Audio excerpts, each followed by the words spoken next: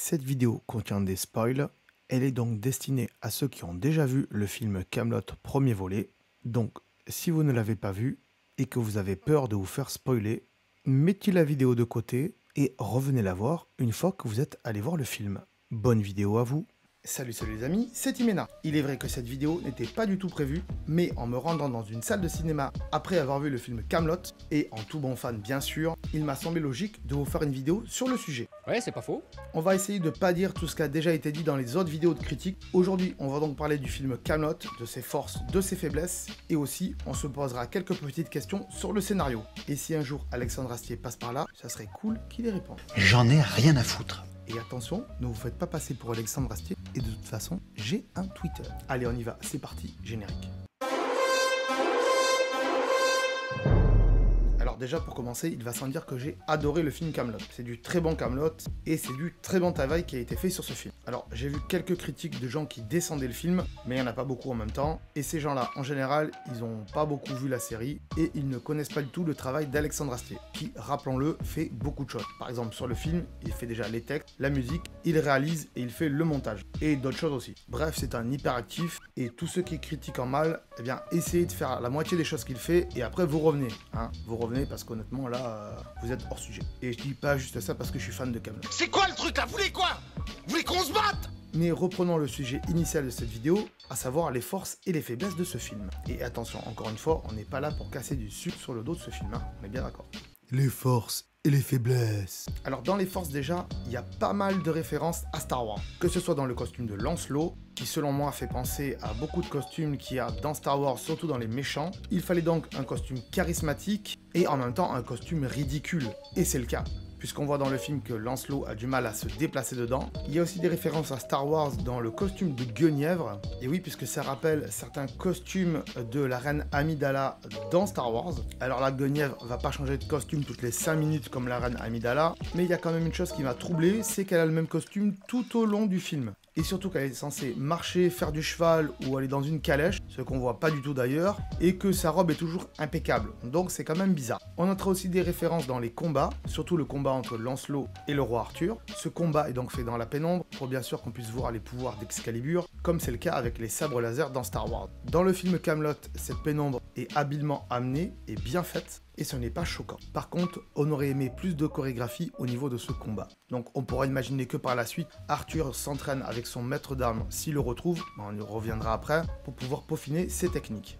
Au niveau de l'écriture du film, c'est une force, puisque l'écriture d'Alexandre Astier, elle est parfaite. Même s'il y a un peu trop de références à certaines blagues des séries, on aurait quand même aimé un peu plus de nouvelles blagues. Mais en même temps, c'est normal, il fallait contenter tout le monde, et c'est pas très grave et pas très choquant. L'image du film, elle est somptueuse, et pour avoir vu une conférence d'Alexandre Astier qui parlait des coulisses de tournage du film, ils ont filmé avec une caméra 8K dernière cri, dernière génération, pour pouvoir sortir le film en 4K par la suite. Et là, forcément, les images, elles sont magnifiques, sauf dans les scènes de nuit, où là, quand même, on voit pas grand-chose. On aurait aimé augmenter un petit peu la balance des blancs, par exemple. Et après, on peut comprendre aussi qu'Alexandre Astier voulait faire de la vraie nuit. Gros point fort de ce film, c'est la mise en scène de l'arrivée de certains personnages. Alors, pas tous, mais pour beaucoup, comme Léo Dagan de Carmélide ou Caradoc et Perceval, l'arrivée des personnages, elle est magnifique, avec beaucoup d'émotion. Et de l'émotion, on va en retrouver beaucoup dans ce film, surtout pour les fans. Dans les faiblesses maintenant, il y en a pas beaucoup, mais selon moi, elles se raccordent. Mais c'est pas possible d'entendre des conneries pareilles! La première, c'est le repère de temps, puisqu'il y a des scènes qui sont tournées dans un lieu numéro A, et que de suite après, on se retrouve dans un lieu numéro B, sans nous expliquer qu'on doit y aller, ou sans qu'on voit un voyage. On aurait aimé par exemple que Caradoc ou Perceval disent « Qu'est-ce qu'on fait maintenant, sire ?» et qu'ils disent « Ben, on va aller chez telle personne. » Ça aurait pris que quelques secondes, et ça nous aurait aidé à mieux comprendre, ou du moins, même si on l'a compris, à être moins choqué par cela. Et il y a plusieurs scènes comme ça, donc des fois, c'est un peu difficile à comprendre. Comme par exemple, on comprend qu'Arthur va entraîner les Burgondes. Les oiseaux sifflent! Le printemps siffle! Et que de suite après, ça y est, c'est bon, ils sont entraînés, quoi. On nous a pas dit combien de jours, combien de temps s'était écoulé entre les deux moments, et c'est un petit peu perturbant. Ce qui n'enlève rien par contre à la compréhension. Dans les faiblesses, on notera aussi les lieux, même si Alexandre Astier nous marque les lieux en bas de l'écran, ce qui est d'ailleurs très sympa, sinon vraiment, s'y serait perdu. Et vu que dans la bande-annonce du film, la miniature c'était une carte, on aurait aimé que cette carte soit un peu reprise à la manière d'un jeu vidéo ou d'un Game of Thrones, qu'on puisse y voir tout le royaume de l'ogre et qu'on puisse y voir des genres de petits déplacements des personnages sur la carte. Je pense que ça aurait amené une meilleure compréhension pour tout le monde et surtout pour ceux qui connaissent pas vraiment le royaume de l'ogre. Même si, ok, on est d'accord, on peut aller voir sur internet par la suite. Au niveau du scénario maintenant. Le scénario. Selon moi, il manque pas mal de choses dans ce film pour comprendre bien comment se déroule le film. Et après, on peut comprendre aussi qu'Alexandre Astier a dû faire des choix, surtout quand on sait qu'une saison 5 ou une saison 6 dure 9 épisodes de 40 minutes, ce qui fait à peu près 9 heures. Là, il faut qu'il raconte pas mal de choses en 2 heures. Mais honnêtement, si le film aurait duré 2h30, ça aurait perturbé pas grand monde, puisque les films Marvel, ils sont au-delà de 2h30. Et on aurait pu rajouter pas mal de choses dans le film. Donc on espère que pour la sortie DVD et Blu-ray du film, il y a une version longue de 3 heures, comme ça a été fait dans Le Seigneur des Anneaux par exemple. Une version collector quoi, avec pourquoi pas Excalibur planté dans un rocher, en miniature, on est d'accord hein. Mais bon, ça honnêtement, s'il le fait pas, c'est vraiment nul quoi. Maintenant on va se poser des questions sur le scénario. Les questions. Déjà, où est la femme de Calogrenant? Et oui, où elle est? On la voit jamais. Dans la saison 6, Calogrenant, il est tout le temps avec Léodagan de Carmélide. Pendant la série Kaamelott, Léodagan, il est quasiment tout le temps à Kaamelott. Bon, il rentre un peu des fois chez lui, mais il est quasiment tout le temps à Kaamelott. Et pendant le film, Calogrenant, il est encore avec Léodagan de Carmélide. Donc on pourrait penser, mais où est sa femme? Il a jamais avec lui. Alors on peut avoir un élément de réponse dans la série, puisqu'on nous dit que Calogrenant, c'est un abruti, et surtout avec sa femme. Donc c'est possible que la femme de Calogrenant, elle reste toujours enfermée chez lui, et que lui, bah, il parte sans sa femme. Mais bon, c'est dommage, on aurait quand même aimé voir la femme de Calogrenant. Parce que je vous dis, tout le monde s'en tamponne. Je gueule, je pourrais gueuler dans le cul d'un poney, ce serait pareil. Deuxième question qu'on peut se poser, Dame Mévanouie fait-elle toujours de la magie? Est-ce qu'elle s'est servie de la magie pour être avec Lancelot, ou elle l'a simplement manipulé? Et puis en tout cas, elle l'utilise pas trop dans le film, et rien n'a été développé dans ce sens, en tout cas dans le film. Troisième question, la Dame du Lac a-t-elle été sous-exploitée dans ce film? On le sait, la Dame du Lac a été bannie, et on aurait pu penser qu'au moment où Arthur récupère l'épée du rocher, la Dame du Lac redevienne un ange. Alors pas forcément tout de suite, hein, mais au moins quand Arthur est allongé sur la table vers la fin du film, et où il tente de se laisser mourir encore une fois, il y a un blanc dans cette scène. Et ce blanc est peut-être là pour croire que la Dame du Lac va arriver, et c'est ce qu'on attend, honnêtement, c'est qu'elle arrive. Eh ben non, elle arrive pas. C'est la fille de Caradoc, avec un jeu d'homme qui arrive pour sauver le roi Arthur, et c'est peut-être là où Alexandre Astier a voulu nous piéger. C'est ce qu'on verra aussi un peu plus tard dans la vidéo. Question suivante, où est Yvain? T'as quelque chose à dire? Non. Voilà. Quand il a rien à dire, il dit rien. Il a pas été élevé chez les porcs, excusez-nous.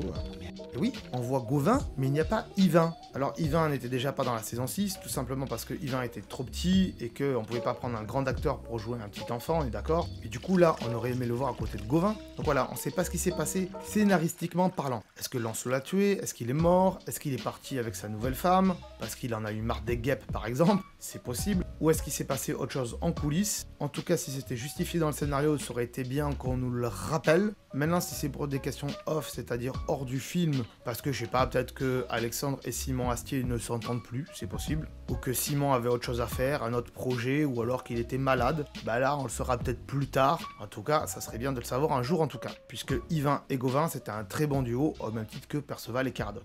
Question suivante, où est le maître d'armes? Alors on imagine bien que le maître d'armes va pas rester avec Lancelot, qui va pas entraîner Lancelot. Non, lui il va pas trahir, il va pas s'adonner à ça. Mais bon, le maître d'armes, il aurait pu très bien aller rejoindre le duc d'Aquitaine par exemple. Bref, on sait pas trop, c'est un petit peu dommage, et on espère que le maître d'armes sera dans le film Kaamelott volet numéro 2 pour entraîner Arthur pour les prochains combats. Question suivante, et là aussi c'est un petit peu bizarre, mais pourquoi Lancelot ne fait-il pas surveiller le rocher? Alors au rocher il y a du monde qui le protège, hein, mais on sait pas si c'est personnages-là sont avec Lancelot, ça m'étonnerait d'ailleurs, hein, surtout quand on écoute les propos du frère de Perceval. Et donc du coup, Lancelot, pourquoi il fait pas surveiller le rocher? Honnêtement, il cherche le roi Arthur, et le seul endroit où il pourrait le trouver de sûr, c'est à côté du rocher. Si le roi Arthur il va retirer l'épée, forcément il y a que là qu'il peut aller. Après, scénaristiquement, si tout se passe bien, il attrape le roi Arthur, il le met dans les geôles, et puis voilà, le film est fini quoi. Bon bref, c'est quand même bizarre, on est d'accord? Et dernière question pour cette vidéo, oui parce qu'il y en a certainement d'autres, des questions à se poser, mais c'est les seules que pour l'instant j'ai pu repérer dans le film puisque je l'ai vu que 3 fois. Et cette question c'est, que devient Bohort? C'est pas faux. Et oui, Bohort, on le voit quelques minutes dans le film, ensuite il s'échappe par les souterrains avec Caradoc et Perceval, et ensuite on le voit plus. Il suit pas le roi Arthur dans son aventure, il suit pas Caradoc et Perceval. Non, on le voit plus, on sait pas. Est-ce qu'il reste planqué dans les souterrains? Ce qui est fortement possible, on est d'accord. Est-ce qu'il retourne à Gone? On n'en sait rien du tout. En tout cas, on n'a aucun élément de réponse, aucune phrase qui pourrait nous dire qu'est-ce qu'il fait. Dire bah non, moi Sire je reste là, ou Sire je retourne à Gone, je vais aller aider les autres. On sait pas. Et ça c'est un petit peu dommage. Et c'est aussi ce qui est une faiblesse du film, c'est qu'il y a beaucoup de personnages comme ça dans le film qu'on voit 5 minutes à l'écran et après ils sont balayés et on sait pas ce qu'ils deviennent. C'est le cas aussi de Vennec. On passe à la conclusion. Conclusion.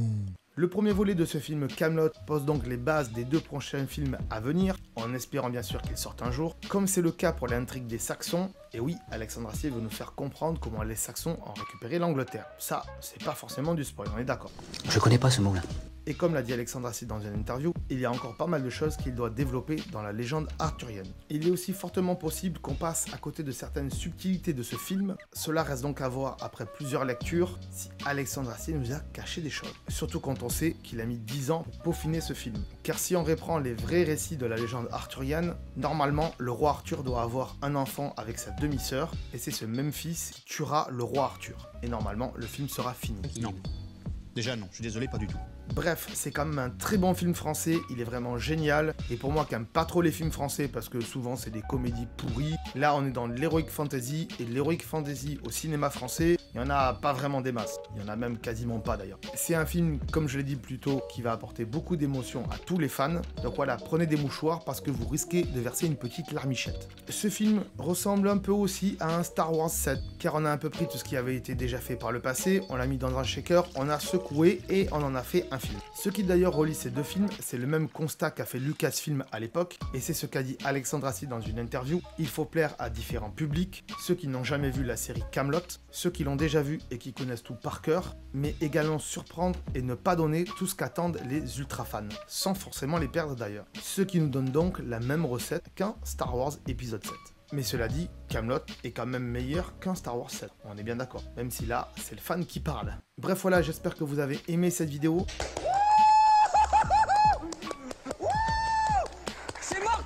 Si c'est le cas, n'hésitez pas à mettre un petit pouce bleu. Si vous avez remarqué quelque chose dans le film que je n'ai pas cité dans cette vidéo, n'hésitez pas à me le marquer dans les commentaires, en dessous, voilà. Marquez un commentaire, dites-moi ce que vous avez remarqué, quel personnage vous a manqué, quel personnage aurait pu être un peu plus développé dans le film, et aussi, est-ce qu'il y a des subtilités que je n'aurais pas vues. Et si vous me parlez du fils du roi Lot, vous inquiétez pas, j'ai vu une subtilité. Si c'est la première fois que vous voyez ma tronche en vidéo, n'hésitez pas à vous abonner. N'hésitez pas aussi à aller voir les autres vidéos qu'on fait sur la chaîne, car oui, il y a pas mal de choses très intéressantes. Sinon, moi je vous dis à très bientôt. Ciao, bye bye. Attends, là. Attends, avant de partir, j'allais oublier. Tu peux aussi me suivre sur les réseaux sociaux. Ils sont là, voilà, si ça t'intéresse, bien sûr. Tu peux aussi t'abonner à la chaîne en cliquant sur le logo ici. Voilà, là maintenant il s'affiche. Comme ça, tu pourras voir toutes les vidéos qu'on a fait sur la chaîne et en plus, c'est gratuit, c'est pas comme Netflix. Tu peux aussi regarder les vidéos que je te propose maintenant, voilà, elles sont là, hein, elles sont bien. Et en plus, je pense qu'elles peuvent fortement t'intéresser. Donc voilà, n'hésite pas, clique dessus. En tout cas, je te remercie de t'être abonné et je te dis à très bientôt.